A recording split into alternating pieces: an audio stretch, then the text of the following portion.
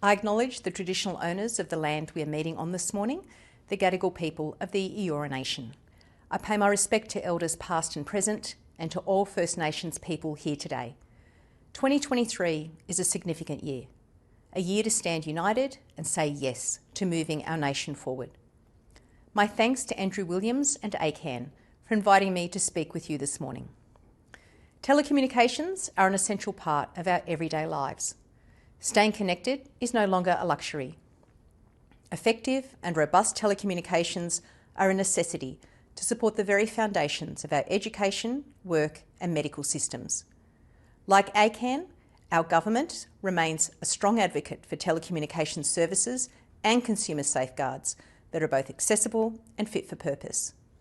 Whether it be navigating times of emergency and disaster or managing cost of living pressures, Australians must have confidence in and access to reliable services.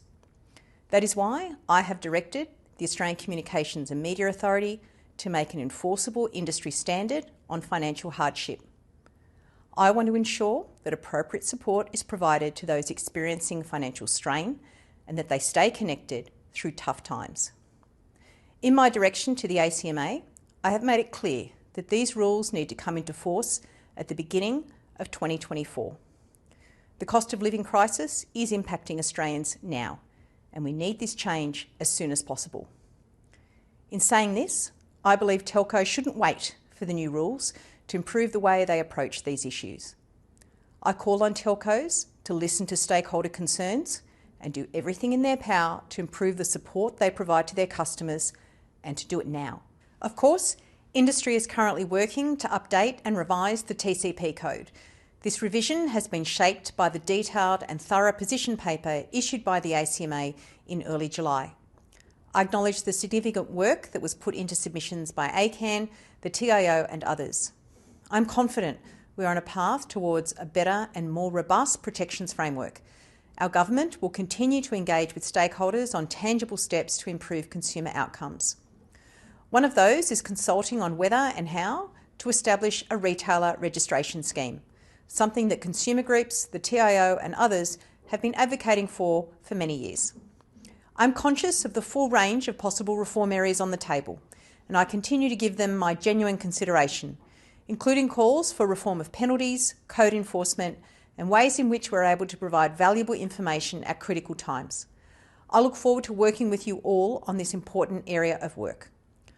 Not only are we working towards protecting vulnerable consumers through the consumer safeguard reforms, but we are committed to ensuring Australia's communications infrastructure can stand the tests of our severe and often life-altering weather patterns. As part of the Australian Government's $656 million Better Connectivity Plan, we are investing in measures to improve our disaster resilience. Through the plan, new and innovative solutions will improve the resilience of our nation's networks, in addition to current hardening measures. This will make us all better prepared for future events. By the end of next year, I anticipate the full implementation and operation of the National Messaging System. This system will provide significant improvement in how emergency alerts and warnings are communicated. We recognise that many resilience and security issues are interrelated. We have commissioned work to be conducted by the Australian National University to bring together industry, academia and government to develop the first comprehensive telecommunications sector risk and resilience profile. From fire to floods, cyber attacks and terrorism, this profile will help us understand the interrelationships of different hazards and risks. It will help identify mitigation strategies and inform individual telco enterprise risk assessments. Many of the measures I have highlighted today were election commitments that have now been delivered. This time last year, I emphasised the importance of digital connectivity, affordable prices and resilient networks.